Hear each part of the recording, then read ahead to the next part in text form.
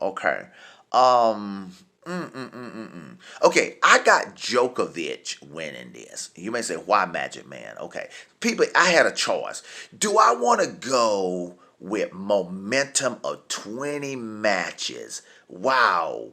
And 12 of those matches were against top 10 players. What a momentum. Or do I want to go with the greatness of Djokovic? Okay, people.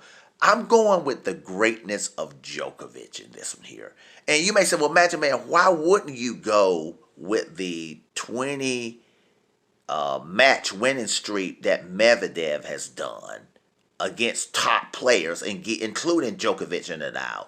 Well, people, you know why? I want to tell you why I'm laughing for a reason.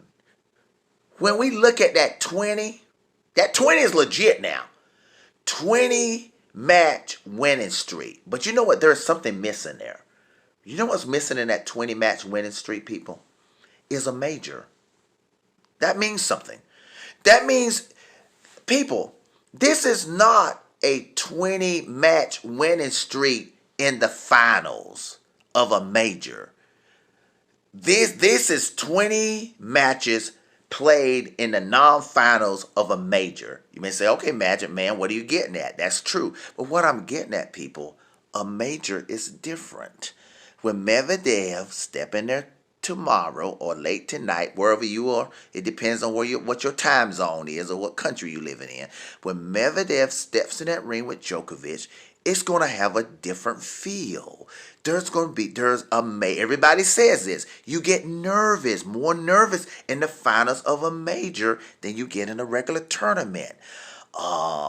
There's more pressure, okay? It's a totally different feel in a major. So I do believe Medvedev can translate some of that momentum, but I don't believe he can translate all of that because it's a different feel. And now, not only is it a different feel, it's going to be more difficult because the guy you playing has been there many, many times, and he's won 7 of those, at least. Hello, everybody. This is the Magic Man, the tennis preacher, the prophet, the psychic, and of course the tennis pastor. Everybody, wow, man, yeah, people. Boy, that was an analysis and prediction, man. That was one of them. I think that was one of my best analysis and predictions. Now, when I made that analysis and prediction yesterday, I was pretty confident about it, saying that this is Djokovic's greatness versus Medvedev's great momentum of winning 20 matches. I was pretty confident yesterday, people. But people, let me just go through. First of all, people, congratulations, Djokovic, 18 majors. But Djokovic doesn't need to be congratulated because this is just Djokovic doing normal things. Okay, but I want to just talk about, people, that dynamics, because that's all I was watching for. Can Djokovic's greatness top Medvedev's great momentum that he was riding on? Okay? And people, let me just say something. I'm going to do a separate video on Medvedev because, people, I got a lot of great things to say about Medvedev. I almost don't even want to call that momentum. That Medvedev is that good now. Y'all heard what Djokovic said. Djokovic said Medvedev was one of the toughest matches he ever played. And I know what Djokovic meant. He wasn't just trying to make Medvedev feel good in the post-game ceremony, the trophy ceremony. I know what Djokovic had to really dig deep mentally, change a little strategy, throw in some drop shots. Yeah, he had to really slow Medvedev down. Okay, but let's go back to the match, people, because I'm here on vacation in Orlando, Florida, so I had to get up. The match came on at 3:30, so I actually got up to watch it. Because it's different when you actually watch it live. You can feel along with it, not watching a bunch of highlights, later in the day or something, and then doing some commentary on it. But people, So, like I said before, I got those two things: Medvedev's 20 game winning streak momentum versus Djokovic's greatness. Which one of those will prevail? We know that Djokovic's greatness prevail. But so when the game started off, Djokovic goes a 3-0. Almost, he wasn't in God. It was a very good mode. Almost looking like he's ready to go into God mode. And I'm like, whoa, Djokovic, oh, wow. I was like, man, I did sort of throw that in the video the other day, yesterday, that Djokovic, I wouldn't be surprised if he beat Medvedev straight sets. Man, this could look that way. Then all of a sudden, Djokovic made this easy unforced error, and next thing you know, Medvedev is back in it at 3-all. So now I'm like, whoa, that's what I'm talking about. Here is that Medvedev momentum. Where that Medvedev momentum or his new level Medvedev got, is that gonna top Djokovic's greatness? And then there was a little battle in there. Djokovic kept making. Actually, Djokovic was making during that first set. Even though Djokovic won it, he actually made more errors than Medvedev. I'm just talking about. I mean, y'all can look at the stats. I don't even have to look at the stats. And but Djokovic, he some way pulled through that thing, because Medvedev was pushing Djokovic. Not only was he out hitting harder, serving bigger, he was actually beating Djokovic at his own game. Like, as far as the grind out, Djokovic felt he needed to get out of the point and hit a drop shot. Medvedev was consistent. And so, but Djokovic pulled through that, and then finally, Djokovic started doing his thing. And even the second set, Medvedev was still strong. Medvedev didn't really break down mentally and emotionally until like the third set. He tried to get it back going, but it was all Djokovic, But yeah, so that what was all about. I learned that long time ago, man. It's if you got like a tricky situation like this, should you go with the greater player, or should you go with this hot player on another level, beating everybody recently? That's a word, recently, but haven't done it, haven't proven the greatness yet. But he's talented as you know what, level looking good presently. Can he beat that great player? Now, people, let me say this here. Medvedev would have beat anybody else that day. Anybody, listen, people, I'm going to do a separate video, but people, Medvedev's in the super level. That level, man, Djokovic felt that. Djokovic was like, whoa, why am I feeling this pressure? This guy got a high level. He got like the level like I'm playing Federer, Nadal, or Wawrinka, or like Andy Murray back in the day. I give it Medvedev, but I'm going to say that for a separate video. Medvedev has tapped into the super level, and he solidified it. But it's just, only thing is, though, but I ain't going to get into that. Medvedev needs to get the emotions right there. He got to make sure that's, he can't get rattled. But it come down to that, people, like I said, though. Why did he get rattled? It's a big moment.